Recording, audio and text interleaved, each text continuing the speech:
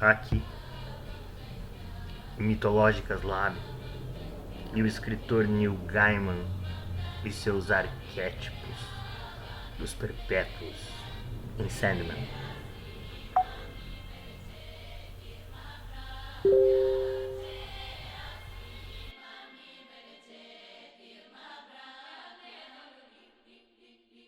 Sandman enfim vira série nas mãos de Neil Gaiman após ataques da direita. O périplo da adaptação durou décadas e agora chega à Netflix com ator não binário e mudanças em gênero e raça. 1º de agosto de 2022 às 4 horas atualizado, 1º de agosto de 2022 às 10h09. Edição impressa, Rodrigo Sarlen, Los Angeles.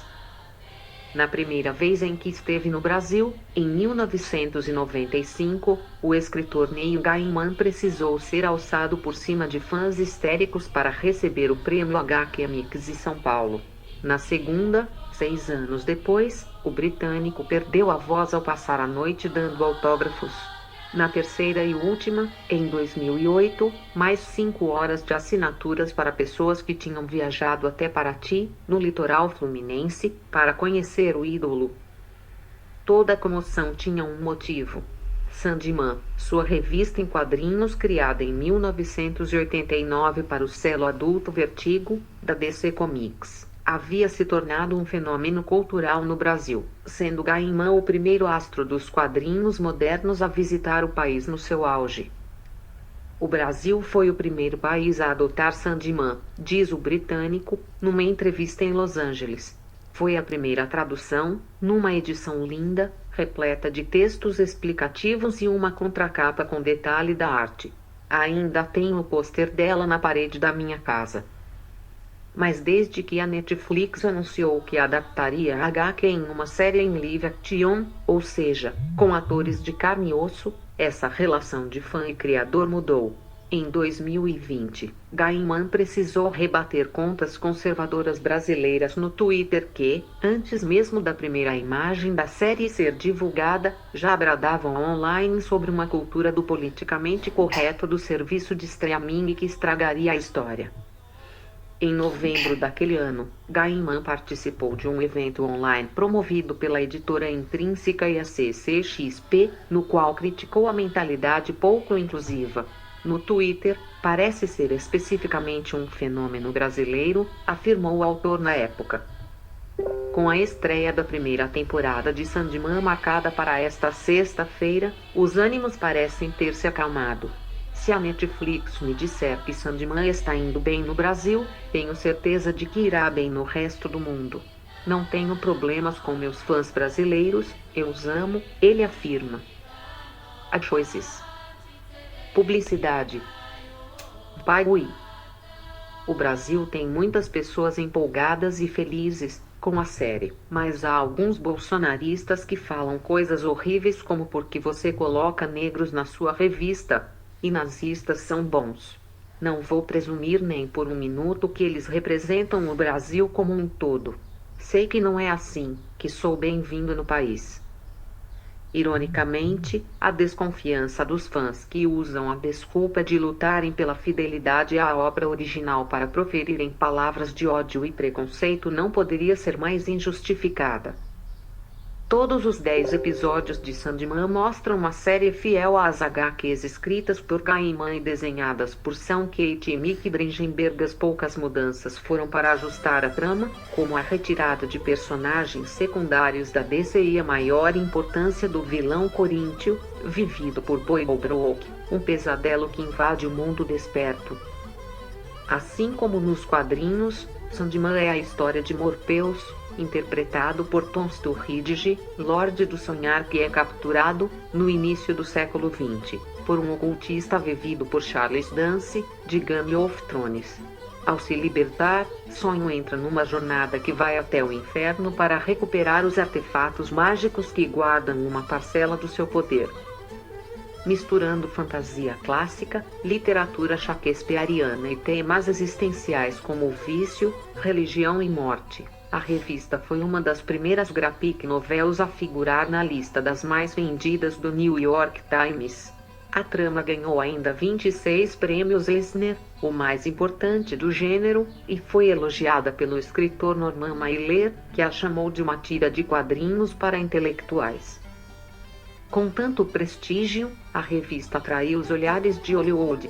Já em 1991, só 2 anos depois do início da publicação de Sandman, a DC Comics, dona dos direitos do personagem, começou a receber ofertas para uma adaptação da obra para os cinemas. O primeiro roteiro só foi finalizado 5 anos depois, escrito por Terry Elliott e Terry Rossio, da animação Aladdin, para Roger Avary, um dos autores de Pulp Fiction, dirigir. Gaiman gostou do que leu, mas o produtor John Peters não ficou satisfeito e pediu mudanças. Avary se recusou e foi demitido. Em 1998, Peters enviou um novo roteiro para o escritor britânico. Nele, Sandman era um super-herói que precisava lutar com socos e pontapés contra seus irmãos gêmeos, Lúcifer e Coríntio, pelo poder do Elmo, que seria acionado na virada do milênio. Só consegui ler até a 30ª página, então comecei a passar mal, lembra Gaiman.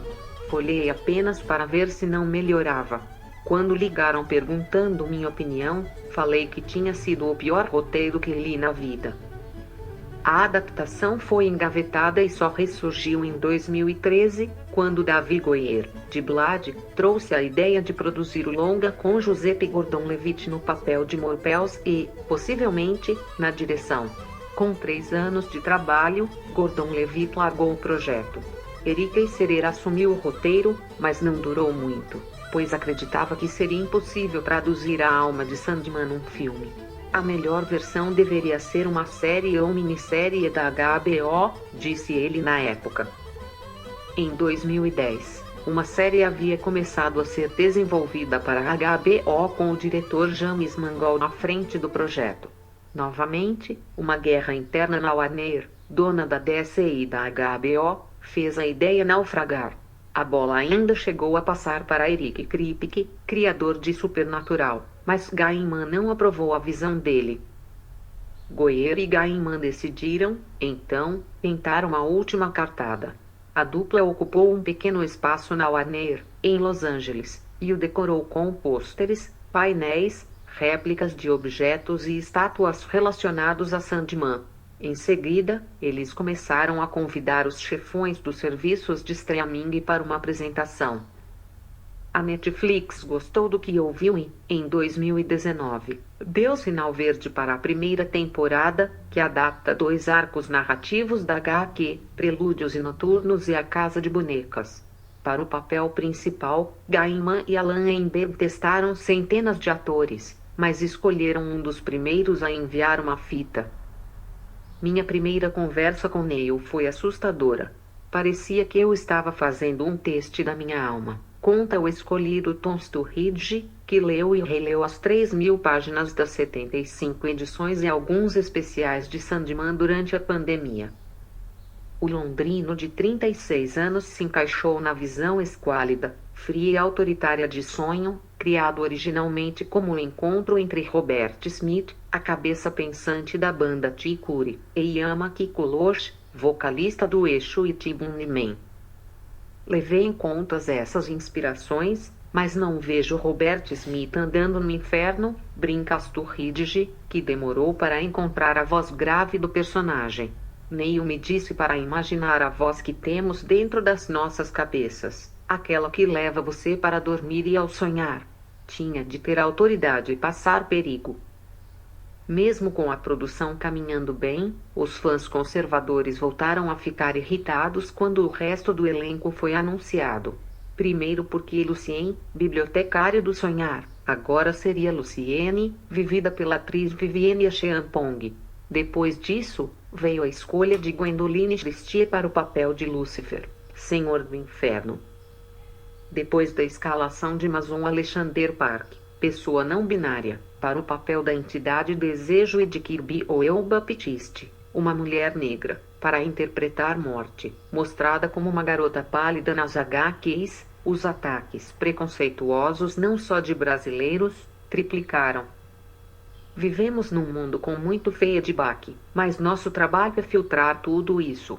Os verdadeiros fãs entenderão, conta o Eu Baptiste, que rouba a cena no emocionante sexto episódio da série. O mais bobo de quem vem gritar contra mim por escolher atores negros é que não parecem ter lido Sandman. Cada um tem sua visão de Morpheus, reclama Gaiman, lembrando a HQ Contos na Areia como exemplo, já que ela é toda com personagens negros. Mas claro que vou ouvir. Eu me apaixonei pela imagem da morte anos atrás e agora você arruinou minha vida.